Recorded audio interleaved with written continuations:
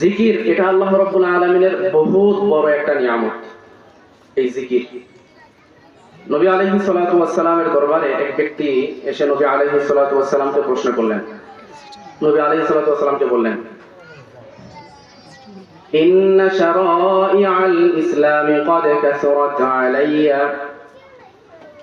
এক ব্যক্তি নবী আলাইহিস সালাতু ওয়াস সালামকে এসে বললেন, ইয়া রাসূলুল্লাহ, ইসলামের মধ্যে যতগুলো বিধি বিধান রয়েছে, হুকুম আহকাম, ইসলামের মধ্যে যত কিছু রয়েছে, আমার কাছে তো সবগুলোকে অনেক বেশি কষ্ট মনে হয়।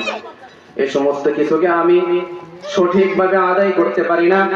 ফাআখবিরনি বিশাইইন আতাশাব্বাসু বিহি ইয়া রাসূলুল্লাহ, সমস্ত এত বিধি বিধান আমি বুঝি না, আমাকে একটা মাত্র আমল আমাকে শিখিয়ে দেন, যেই আমলটাকে আমি শক্তভাবে আঁকড়িয়ে ধরতে পারবো, আর এই শক্তভাবে আঁকড়ে ধরার কারণে আল্লাহ রাব্বুল আলামিন কাল কিয়ামতে আমাকে মাফ করে দিবেন।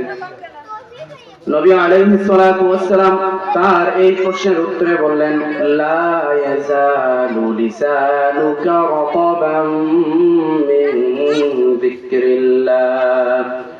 নবী আলাইহিস সালাতু ওয়াস সালাম বললেন, হে আমার সাহাবা, তুমি যদি একটা মাত্র আমল চাও, তাহলে আমি বলতে চাই, তোমার জীবনের প্রত্যেকটা মুহূর্তে, শয়নে স্বপনে, উঠতে বসতে, সমস্ত অবস্থায় তোমার জিহ্বাকে আল্লাহ তাআলার স্মরণে তরুতাজা রাখো।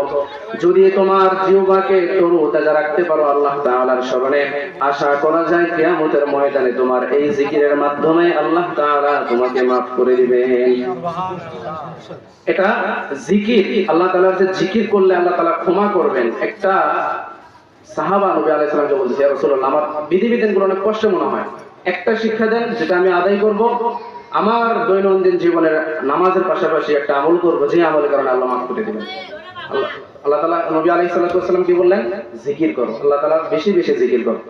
নবী আলাইহিস সালাম অন্য আরেকটা হাদিসের মধ্যে বলেন, عن أبي سعيد الخدري رضي الله تعالى عنه أن رسول الله صلى الله عليه وسلم سئل أي العباد أفضل درجة عند الله يوم القيامة।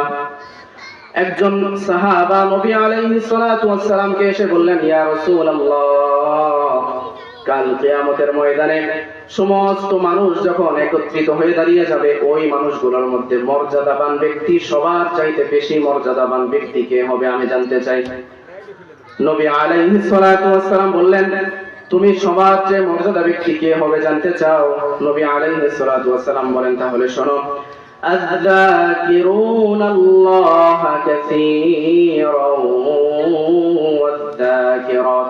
দুনিয়ার মধ্যে সর্ব অবস্থায় যে ব্যক্তি সব সময় জিকিরের মধ্যে নিমগ্ন থাকবে, আল্লাহ রাব্বুল আলামিন কাল কিয়ামতের ময়দানে ওই ব্যক্তিকে সবার চাইতে বড় মর্যাদা দান করবেন। জিকিরের মর্যাদা সম্পর্কে আমরা জানলাম। আবু হুরায়রা রাদিয়াল্লাহু আনহু থেকে একটা হাদিস বর্ণিত রয়েছে, বুখারী শরীফের সর্বশেষ একটা হাদিস রয়েছে, যে হাদিসের মধ্যে হযরতে আবু হুরায়রা রাদিয়াল্লাহু তাআলা আনহু বলেন, عن أبي هريرة رضي الله تعالى عنه قال قال النبي صلى الله عليه وسلم كلمتان حبيبتان إلى الرحمن خفيفتان على اللسان ثقيلتان في الميزان।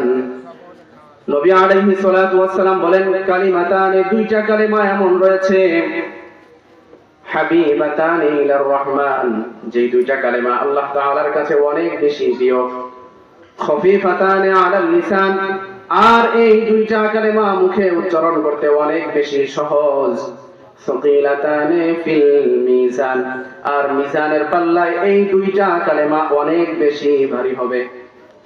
তিনটার কথা বলছে, একটা হলো আল্লাহ তাআলার কাছে অনেক বেশি প্রিয়, দুই নম্বর বলছে যে এটা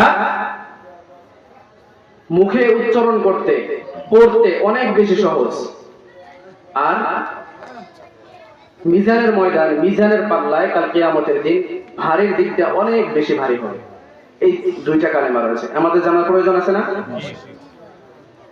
আবু হুরায়রা রাদিয়াল্লাহু তাআলা আনহু বলেন, সুবহানাল্লাহি ওয়া বিহামদিহি সুবহানাল্লাহিল আযীম।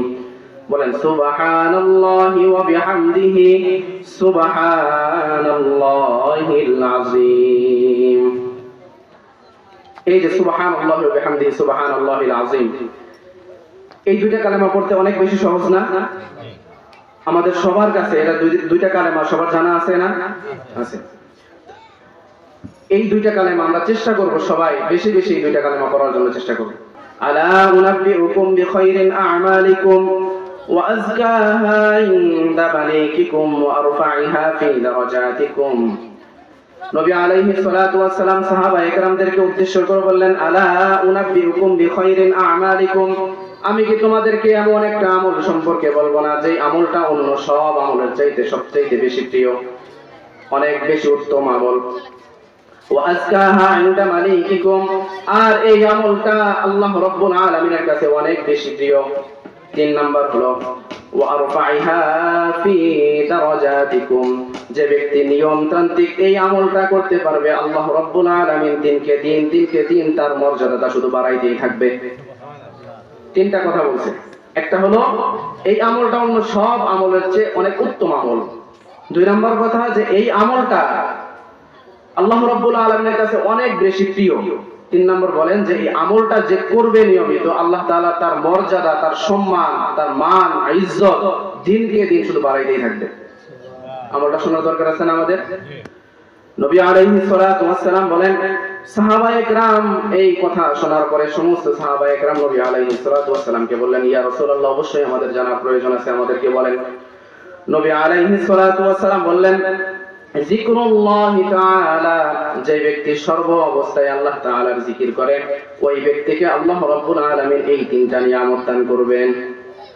তাহলে এই জিকির যদি করি, জিকির এমন একটা ইবাদত যে ইবাদত দ্বারা আল্লাহ তাআলার নিকটবর্তী হওয়ার অনেক বেশি একটা মাধ্যম, কাছাকাছি হওয়ার। আল্লাহ রাব্বুল আলামিন, আমি জিকির সম্পর্কে যতটুকু 2-4টা হাদিস বললাম, এই হাদিসের উপরে আল্লাহ তাআলা আমাদেরকে আমল করার তৌফিক দান করেন। আমরা সবাই বলছি আমিন।